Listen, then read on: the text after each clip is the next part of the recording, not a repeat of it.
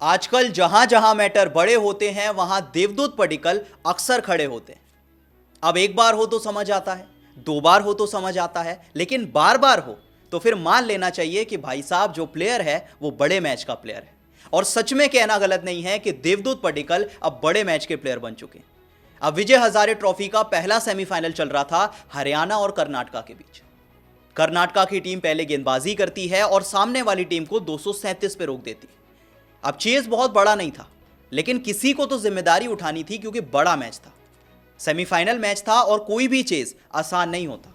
और ये जो 238 का चेज था वो भी बहुत ट्रिकी चेज था। और शुरुआत अच्छी नहीं हुई कर्नाटका की, क्योंकि कप्तान मयंक अग्रवाल 0 रन पे आउट हो गए और सारा का सारा प्रेशर आ गया देवदूत पडिक्कल पे। लेकिन देवदूत पडिक्कल हमेशा की तरह प्रेशर में और ज्यादा निखर कर आए और हमेशा की तरह बड़े मैच में परफॉर्म किया। क्योंकि देवदूत पडिक्कल आते हैं 113 बॉल पे 86 रन बनाते हैं, 8 चौके लगाते हैं, 1 छक्का लगाते हैं और लगभग 80 के स्ट्राइक रेट से बैटिंग करते हैं।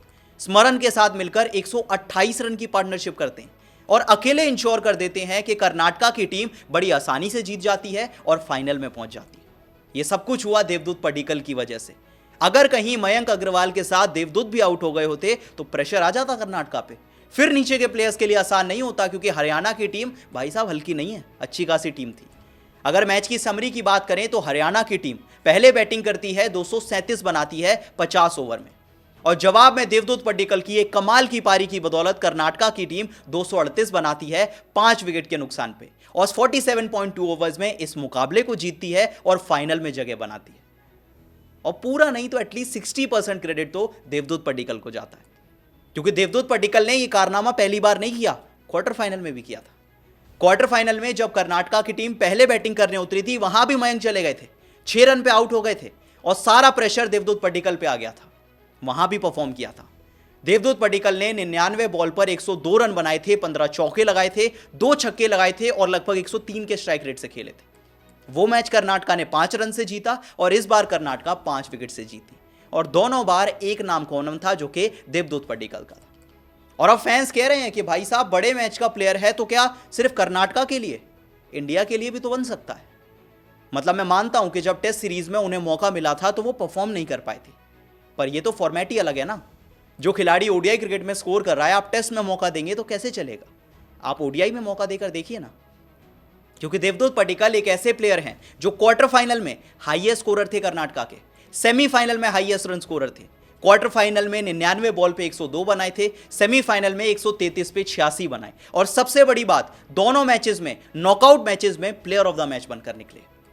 इसीलिए आज पूरी दुनिया कह रही है कि भाई साहब देवदूत पडिक्कल एक बड़े मैच के प्लेयर हैं, उन्हें इंडियन टीम में जगह मिलनी चाहिए। लिस्टे करियर में उनका रिकॉर्ड्स देखें, 31 इनिंग्स के अंदर 2063 रन है, 82 का एवरेज है, 9 शतक लगा चुके हैं, 11 50s लगा चुके हैं। सोचिए क्या आउटस्टैंडिंग कंसिस्टेंसी है। अब तो देना चाहिए ना इंडियन टीम में मौका। और मुझे पूरी अच्छी तरीके से पता है कि आप यही बात कहेंगे कि भाई किस किस को मौका दें, जगह कहां है इंडियन टीम में। हाँ, मैं मानता हूं इंडियन टीम में जगह नहीं है। आप अगर इंडियन टीम को देखें तो आपको गिल दिखेंगे, रोहित दिखेंगे, विराट दिखेंगे, अय्यर हैं, राहुल हैं, सैमसन है, ऑलरेडी बहुत क्योस चल रहा है। पर यार आप टीम में तो रख सकते हैं ना।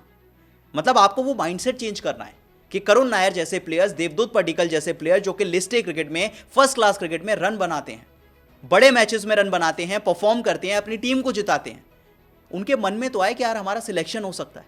आप 11 में मत खिलाइए, आप स्क्वाड में रख लीजिए। क्योंकि जब आप इंडियन टीम में सिलेक्ट होते हैं तो आपको लगता है कि जो मैं परफॉर्म कर रहा हूं, मैं रन्स बना रहा हूं, उसका फायदा भी हो रहा है। वरना एक टाइम के बाद आपको पता है कि मेरा सिलेक्शन तो होना नहीं है, खेलना मुझे सारी जिंदगी फर्स्ट क्लास ही है, तो मैं क्यों मेहनत करूं। आ जाता है ना प्लेयर के मन में। करुण नायर ने भी वही ट्वीट किया था ना कि dear cricket please give me one more chance. आप चांस देकर देखिए, आप स्क्वाड में सिलेक्ट कीजिए, भले ही 11 में मत खिलाइए, पर स्क्वाड में तो रख लीजिए। कम से कम प्लेयर को लगेगा कि मैंने जो परफॉर्मेंस दिखाई थी उसका फायदा हो रहा है, मैं इंडियन टीम के करीब तो आ रहा हूं। और अब सारे फैंस डिमांड कर रहे हैं कि देवदूत पडिक्कल जिस तरह से कर्नाटका को जिता रहे हैं, पहले क्वार्टर फाइनल जिताया, फिर सेमीफाइनल जिताया, और अब उम्मीद है कि वो इसी तरह से परफॉर्मेंस फाइनल में भी दिखाएंगे। क्या आपको लगता है कि देवदूत पडिक्कल को इंडियन टीम में कंसिडर किया जाना चाहिए? भले ही आप 11 में ना खिलाएं, कम से कम कंसिडर तो करें। क्या आपको भी ऐसा ही लगता है? तो बताइए कमेंट सेक्शन में।